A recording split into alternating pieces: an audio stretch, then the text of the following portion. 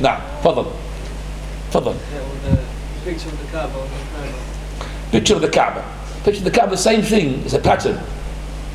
When I used to be a kid, and I used to have a, this is the old-fashioned Kaaba. I used to count how many doors to that Kaaba while I was praying. Keep counting how many doors. And every time I pray, I count. And I count. Kept counting. Till I got bored of it. Then a new pattern carpet came in. Then I looked again. So all of these prayers they were meant to take you away from the prayer. And unfortunately, some of the patterns made by China, who are Buddhist, and they put Hanuman. You know what's Hanuman? The god of called the monkey god. Pattern in the carpet. You have seen it. But the people can't really distinguish it. It's a Hanuman image. So when you pray, you're praying to whom? To Hanuman. There are prayer carpets which got the cross. It's been hidden in the way. Lots of crosses made by some people deliberately. I have seen my own eyes. Those carpets got the crosses, and those carpets got the Hanuman, and I've seen with my own eyes tissues where the pattern on them, it looks like a dog, but it's actually the word Muhammad. Deliberately it's been done properly, Muhammad, but it looks like a dog with a tail coming back, but it's been written like this. These people are dealing with Allah. Allah, He is the whole of the religion, the owner of the deen. He protect himself, protect Allah and His deen. So he's going to get away with it. So what they're trying to do, I call this as another type of terrorism. Now, تفضل Shaykh. Takbir, كيفية التكبير, short Allah Akbar, Allah Akbar. Right. The question is from the Imam Sahib. Imam Sahib is in Pakistan, he means respected Imam. Is that when we say Allahu Akbar, do we make this Allahu Akbar? We talked about that before. We said at-takbiru hadfun jazmun. Mean when you make the takbir, it's like, come on, do it. And it is shortened. Not do it. Not like that. So it's not do it and do it. Do it. So takbir as well. Allahu Akbar. So it's not Allahu Akbar. Have you heard about this? The haram. Allah. That's the song. And you wait for him to say the Arra, come on, finish. You take it a long time. You make your sujood and still Allah is singing. So it's Allahu Akbar, Allahu Akbar, Allahu Akbar. And we have said as well, when the Imam is getting the people used to, when he's Allahu Akbar, that means sit down. Allahu Akbar, stand up. One day, I went to a masjid, which is, that's back in the very old, I'm talking about here at least more than 30 years ago. I went to this masjid and the Imam was not there.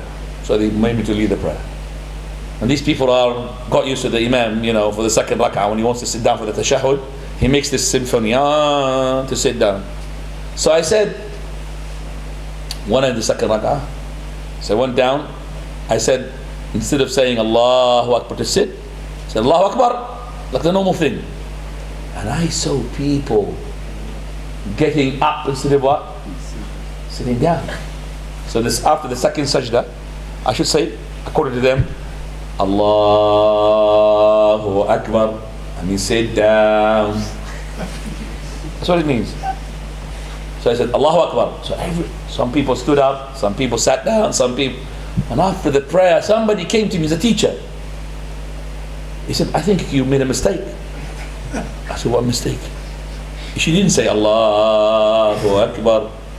So you didn't know what happened behind you? Lots of people stood up. I said, can you give me a proof? I will do it. If you don't have a proof, I want you to record it as well from the Prophet. Allah. If you haven't got a proof, he started thinking now. If you haven't got a proof, why should I do it? Allahu Akbar. I do have a proof. As-salamu hadfun wa takbiru jazmun. That's how it is. And it's from the scholars of the companions. So what the Imam had said, Allahu Akbar, Allahu Akbar. No change of the tone. Same one. Allahu Akbar. Assalamu alaikum wa rahmatullah. Assalamu alaikum wa rahmatullah. But what do you hear in the haram? The Imam says Assalamu alaikum wa rahmatullah. Assalamu alaikum wa rahmatullah. Anybody would like to copy what the Imam says in the haram?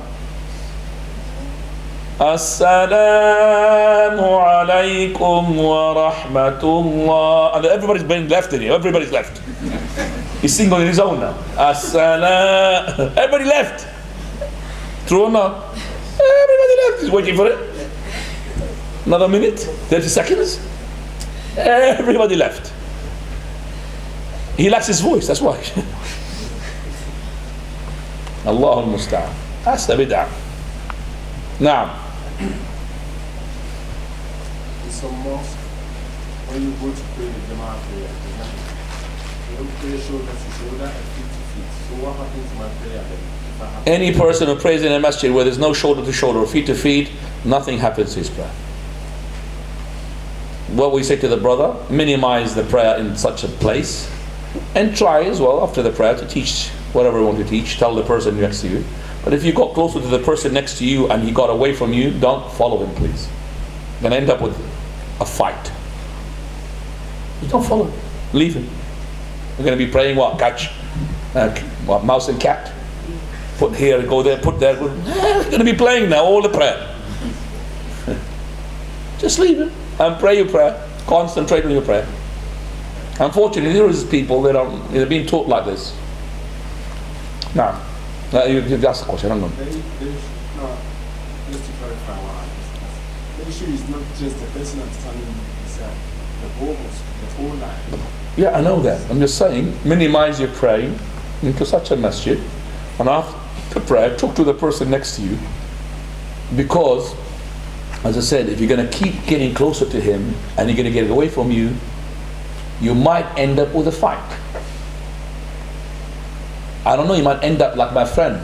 You know what happened to him? Broken foot. Wallahi, he came out limping. He's called Abdullah the Yemeni. And he's from Yemen. And he's praying, he's not from Yemen, he's from Iraq actually. And he's praying in the masjid in Jordan. And he kept getting his feet closer to the person next to him because he knows he's a foreigner. And the foreigners are weak. And he's in Jordan. So this guy, he just stepped on his feet like this, so hard that he came out limping, the guy, my friend. So he told me about it, and I knew the person, but the person who did that, he's mashallah upon the sunnah now. But he was like this at the fight. So he told me about the guy. So I, in the prayer, went, and it was the last row, and I saw him. He was the last person, so I came to him. So I did put my feet next to his feet. He can't do that to me, I'm Jordanian. He could do it to the Yemeni, Iraqi, but not to me. So what he did, he left the side, the prayer, and he went to the other side. So when he left the prayer, he went to the side. So after the prayer, sat down with him. Had a talk with him, a long talk, why is that one? Then after that, he loves me so much, mashallah. He loves the sunnah, mashallah. And every time I come home, he comes to visit me, mashallah. Just what you have to be nice with the people, you have to tell them. But as I said, you went to a masjid called Hanafi or Dahabandi.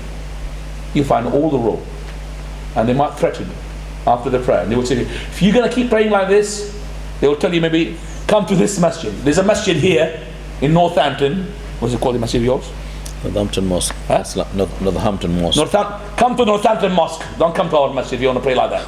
They're going to threaten you like this. Or they're going to call you Wahhabi. Straight away. So why should we end up in a fight? Yeah, take it easier. If you find a person who wants to listen to you, talk to him. You know, feet to the shoulder. So the Prophet of Allah, he taught the companions. And that's a Sahih Imam Muslim. And you'll find it. Anas radiallahu anhu talked about it. So I mean, but as I said, Allah musta'an. And you'll find as well people who are upon our manhaj, Salafi manhaj. as well, they've got a point of difference regarding this issue. He said they start with this, but later on it doesn't matter. So at the beginning, find the rows to be straightened, and then after that it doesn't matter. I don't know where did they get this from. Still, I mean, even our respected scholars they are. And the correct opinion is that if the straightened row or the straight row cannot be achieved except by putting the feet to the feet, then the putting of the feet to the feet becomes just like as important as the straight row, because this is the way to make a straight row. And the rows at the time of the Prophet is not like a small row. When you have Salat al-Eid, you have about 200 people. That's one row. So the feet is not to the feet. You'll find the row like this. Like this, crooked. It's not straight. Now, I've seen in some masajid the Imam before every prayer that would go through the rows to straighten. Is that from the Sunnah to do? that's from the Sunnah. If you've seen that Imam, Jazakallah khair, doing this, that Imam means he knows the Sunnah, and plus the people are very good as well who is commanding, because if you do this in my country, they'll chuck you out. What are you doing? They will tell you, what are you doing? They will, next day they will make the Minister of Endowment chuck you out as an Imam. But because here the Masajid, alhamdulillah, does not belong to governments, and the committee is mashallah upon the Sunnah. So for example, today I was leading the prayer in Jumu'ah in what's the place? Bedford. I was leading the prayer, and then about, you could say, 15 rows. I was going through the 15 rows, and the people got used to it. You can see I put the feet, because they don't have, like you, by the way, these patterns. There's no lines, nothing, just mat carpet. Okay, so they are straight, mashallah, all of them say, but sometimes you'll find a new customer, flying customer coming in. So I tell him, can you see the other ones? Look at them. Yeah, do like them. Because when you say to him feet to feet, you know what he does? He put his own feet together. I said, no, brother, can you look at the one in front of you? Look, look, look.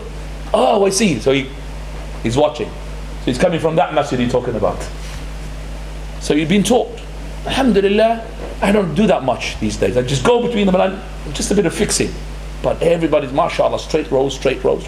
And the row's not really that big. I mean, just like this. It's not really big, like, for example, the whole masjid.